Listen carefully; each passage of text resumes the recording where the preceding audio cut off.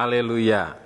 Puji Tuhan, salam sejahtera Bapak Ibu Saudara-saudari, keluarga GPD Elsade Magelang. Tuhan Yesus memberkati Bapak Ibu Saudara dimanapun Bapak Ibu Saudara berada. Salam revival, saya berubah, saya berkarya, saya menjadi berkat. Puji Tuhan, hari ini saya akan membacakan firman Tuhan dari kitab Amsal pasal 27 ayat 22. Amsal pasal 27 ayat 22, demikian bunyi firman Tuhan. Sekalipun engkau menumbuk orang bodoh dalam lesung, dengan alu bersama-sama gandum, kebodohannya tidak akan lenyap daripadanya. Renungan firman Tuhan hari ini saya beri tema kebodohan yang melekat. Kebodohan yang melekat. Bapak, Ibu, Saudara-saudari yang dikasihi oleh Tuhan, ada sebagian ayat di dalam Alkitab yang tidak dapat ditafsirkan secara harfiah hanya dengan membaca teks yang tertulis. Sebagai contoh, dalam ayat yang kita baca ini, sekalipun engkau menumbuk orang bodoh dalam lesung, dengan alu bersama-sama dengan gandum. Tidak mungkin ini diartikan secara harfiah. Ada orang yang bodoh, kita angkat, kita masukkan ke dalam lesung, dan kita tumbuk menggunakan alu untuk menghilangkan kebodohannya. Dan kita sebagai pembaca diminta untuk dapat memahami makna yang tersirat. Kita diminta untuk memahami makna yang terkandung dari setiap rangkaian kata yang kita baca di dalam firman Tuhan. Salah satunya di dalam ayat yang kita baca ini, Amsal 27 ayat 22. Kalau kita merenungkan dengan seksama kalimat yang ada di dalam ayat ini, maka kita menemukan ada pesan yang mendalam bagi kita. Ada pesan yang sangat berharga yang kita dapatkan. Kebodohan adalah perkara yang sulit dienyahkan. Kebodohan atau kebebalan itu hal yang sulit untuk disingkirkan. Hal yang tidak mudah untuk dibuang dari dalam diri seseorang. Itulah pesan yang disampaikan di dalam Amsal pasal 27 ayat 22. Sekalipun kita menumbuk orang bodoh dalam lesung, menggunakan alu bersama-sama dengan gandum, kebodohannya tidak akan lenyap daripadanya. Kebodohannya tidak akan hilang. Jadi makna dari ayat ini adalah kebodohan adalah hal yang sulit untuk dipisahkan, hal yang tidak mudah untuk dibuang dari seseorang. Sebelum orang tersebut menyadari akan kebodohannya. Dan orang tersebut memiliki usaha yang sungguh, usaha yang sangat untuk mengatasinya, untuk meninggalkan kebodohannya. Jadi kalau orang tersebut tidak menyadari kebodohan yang dilakukannya dan tidak ada niat dengan sungguh-sungguh, maka kebodohan itu sangat sulit, sangat sukar untuk dipisahkan dari orang tersebut. Kebodohan akan tetap melekat di dalam diri orang tersebut tidak akan lenyap, tidak akan hilang kebodohannya. Bahkan bisa dibawa sampai mati kebodohannya. Kalau orang tersebut dirinya sendiri tidak menyadari kebodohan yang dilakukannya dan tidak ada niat yang sungguh, tidak ada usaha yang sangat untuk meninggalkannya, maka kebodohannya akan tetap melekat, sulit untuk dipisahkan. Kita apakan sekalipun, kebodohannya tetap melekat kepadanya, bahkan bisa sampai dibawa mati.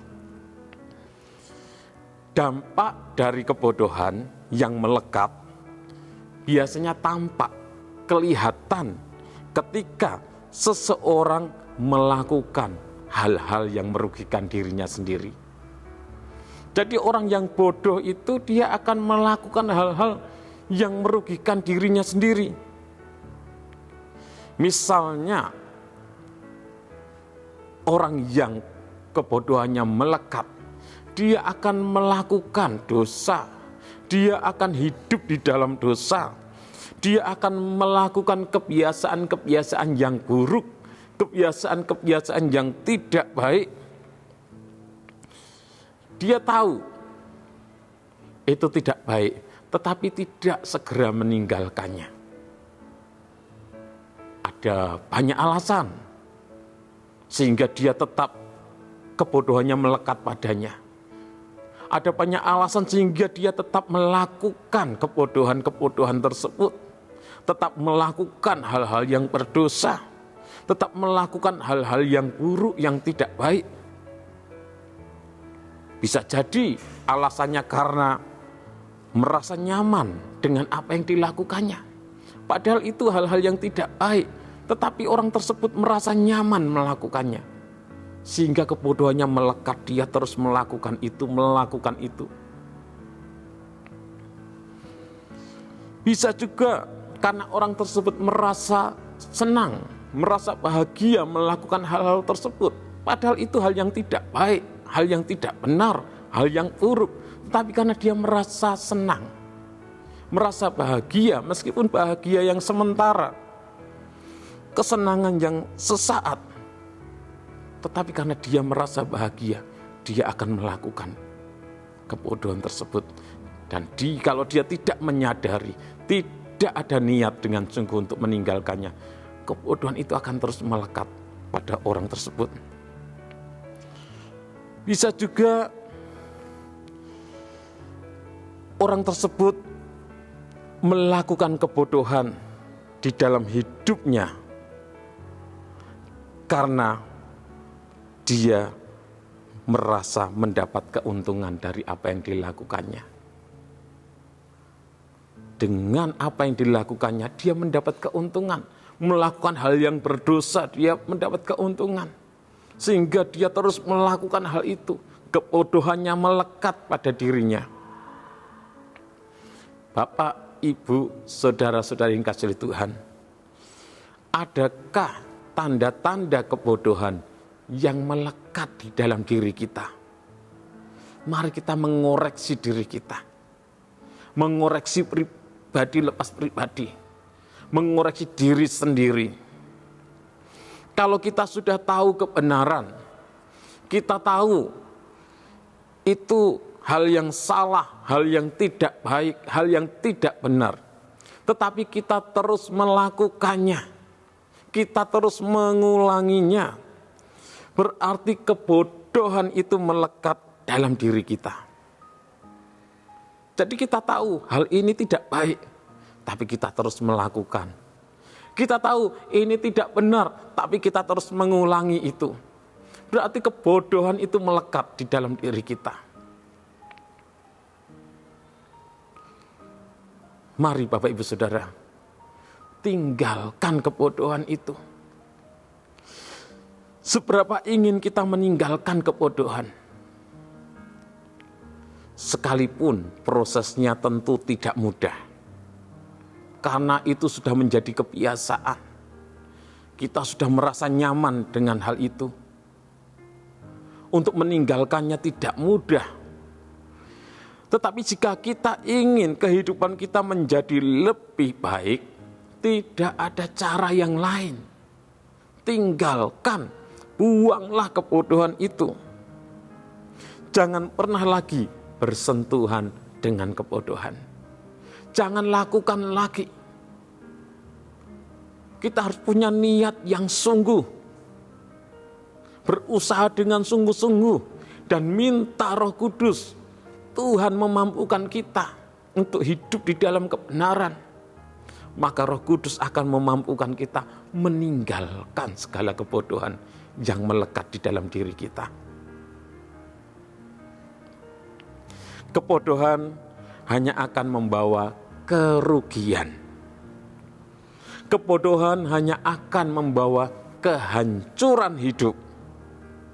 Segera tinggalkan kebodohan yang melekat dalam diri Bapak Ibu Saudara.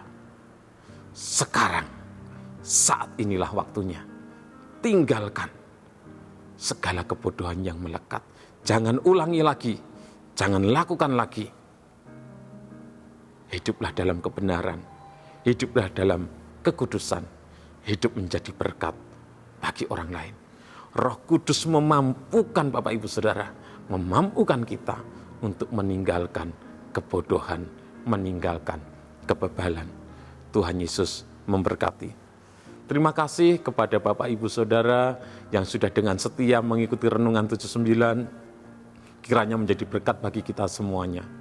Bagi Bapak Ibu Saudara yang ingin didoakan dengan pokok doa tertentu, atau bagi Bapak Ibu Saudara yang ingin menyampaikan kesaksian, pertolongan Tuhan di dalam masalah pekerjaan, pertolongan Tuhan di dalam masalah keluarga, pertolongan Tuhan di dalam masalah sakit penyakit, Bapak Ibu Saudara dapat menyalurkan melalui chat WhatsApp di nomor 0813 2742 0088. Mari kita berdoa.